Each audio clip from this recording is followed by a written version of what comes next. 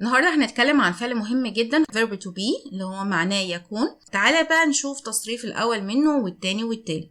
التصريف الأول منه am, is, are. خلي بالك دول 3 أشكال هعوزهم بعد شوية، خليك فاكر معايا دول، هرجع لهم تاني. التصريف التاني اللي هو الماضي بتاعه was, were. زي ما احنا عارفين ان التصريف الأول بيعبر عن المضارع، والتصريف الثالث اللي هو been بستخدمه في لما اجي اعمل تركيبة الباسيف اللي هو مبني المجهول، هنشرحها بعدين ان شاء الله، ونعمل تركيبة المضارع التام، وده شرحته، هسيب لك اللينك بتاع الفيديو بتاعه في الديسكريبشن عشان لو حابب تبص عليه او حاجة. حلو كده.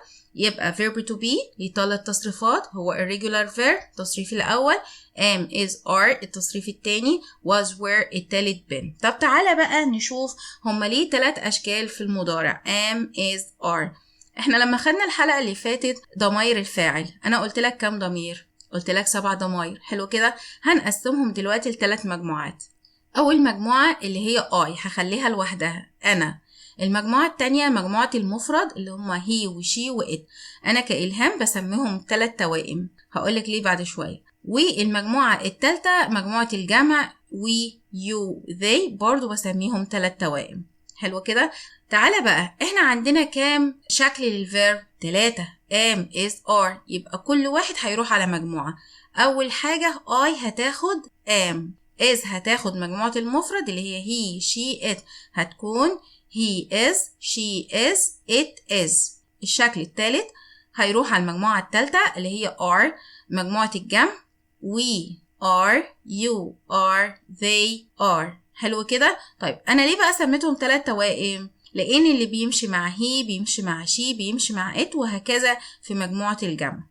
ممكن مجموعة المفرد he, she, it وأي اسم مفرد، مش شرط يكون ضمير، ممكن يكون أي اسم مفرد زي سكول، زي أحمد، زي سارة، أي حاجة زي كده، والكلام ده أنا شرحته في الفيديو اللي فات. وكمان مجموعة الجمع بيكون معاها أي اسم جمع، وضمائر الجمع we, they, you مع أي اسم اسم جمع. طب يلا بينا بقى ناخد شوية أمثلة على verb to be في المضارع. نقول إيه بقى؟ I am a teacher، أنا مدرس. She is clever، هي بتكون شاطرة. علي is tired، علي بيكون مرهق. The cat is beautiful، القطة بتكون جميلة. The room is wide، الحجرة بتكون كبيرة.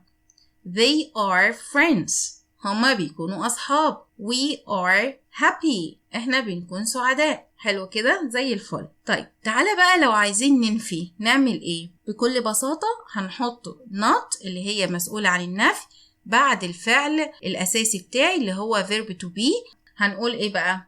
They aren't friends، هما مش أصحاب. He isn't tired، هو مش تعبان. I am not a teacher، أنا مش مدرس. ملحوظة أخيرة، I am ينفع نقول عليها I am. He is نقول his. She is نقول she's. It is نقول its. You are نقول your. They are نقول their. We are نقول we're. تمام؟ زي الفل كده، وبنستخدمها في الكلام السريع.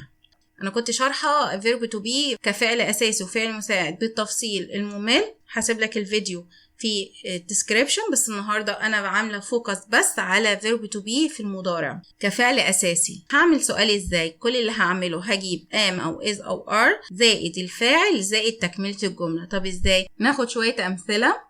Am I wrong؟ هل أنا غلطان؟ Is she at home now؟ هل هي في البيت دلوقتي؟ أنا جبت is قبل she وكملت الجملة. Are you busy؟ هل أنت مشغول؟ Are we late؟ هل إحنا متأخرين؟